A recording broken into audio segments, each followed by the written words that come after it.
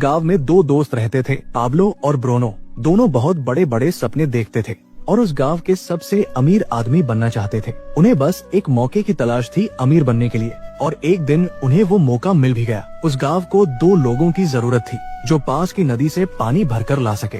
ये काम पाब्लो और ब्रूनो को दिया गया। गांव वाले उन्हें एक बकेट पानी के लिए एक पेनी पे करते थे। ब्रूनो को लगता था कि मेरे अमीर बनने का सपना पूरा होने वाला है, लेकिन पाब्लो अभी भी थोड़ा कंफ्यूज था। वो उन हेवी बकेट्स को उठाने की वजह से पाब्लो के हाथ बहुत दर्द करने लगे थे। इसलिए पाब्लो पानी भरने के अलग अलग तरीके सोचने लगा और उसे एक बहुत ही अच्छा आइडिया आया। उसने ब्रूनो से कहा, मेरे पास एक आइडिया है, ये हर रोज बकेट उठाने से अच्छा है हम नदी से अपने गांव तक एक पाइपलाइन डाल दे, जिससे ये बकेट भरने की झंझट ही ना रहे। लेकिन ब्रूनो को इस आइडिया में कोई दिलचस्पी नहीं थी, क्योंकि उसे काम करने के तुरंत पैसे जो मिलने लगे थे। इसलिए उसने पाब्लो को इग्नोर किया और ज्यादा पैसे कमाने के लिए वो ज्यादा बकेट लाने लगा। लेकिन पाब्लो ने अपने प्लान पर धीरे धीरे काम करना शुरू कर दिया। वो आधे दिन बकेट भरता और बाकी के टाइम पाइपलाइन बनाता। उसे पता था ये काम बहुत मुश्किल होगा और पाइपलाइन बनाने में 1 से 2 साल लग सकते हैं, लेकिन उसे अपने आइडिया पर भरोसा था, इसलिए उसने पाइपलाइन के लिए काम जारी रखा। कुछ महीने बाद ब्रूनो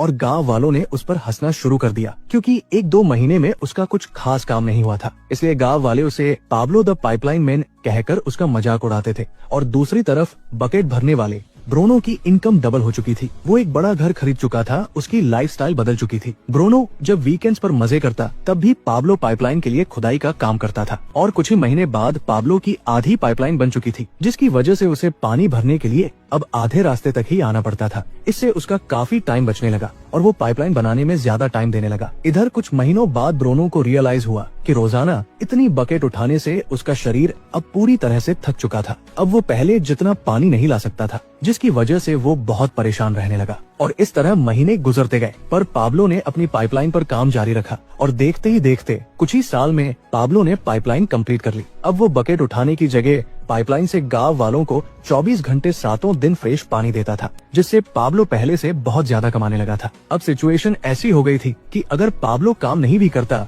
यानी अगर वो सो रहा हो, पार्टी कर रहा हो या कहीं घूम फिर रहा हो, तब भी वो पैसे कमाता था। दूसरी तरफ पाब्लो की पाइपलाइन की वजह से ब्रूनो द बकेट मैन बेरोजगार हो चुका था, क्योंकि गांव वालों को जब चाहे तब और जितना चाहे उतना पानी पाब्लो की पाइपलाइन से मिल जाता था। अब दोस्तों जरा रुकिए और सोचिए कि क्या आप एक बकेट कैरियर हैं या एक पाइपलाइन बिल्डर? क्या आपको पैसे कमाने के लिए ब्रूनो द बकेट मैन की तरह हर दिन काम पर जाना पड़ता है, या पाब्लो द पाइपलाइन मैन की तरह कुछ टाइम के लिए बहुत मेहनत से काम करना पसंद करोगे, जिससे जब आप सो रहे हो तब भी आपको पैसे मिलते रहे?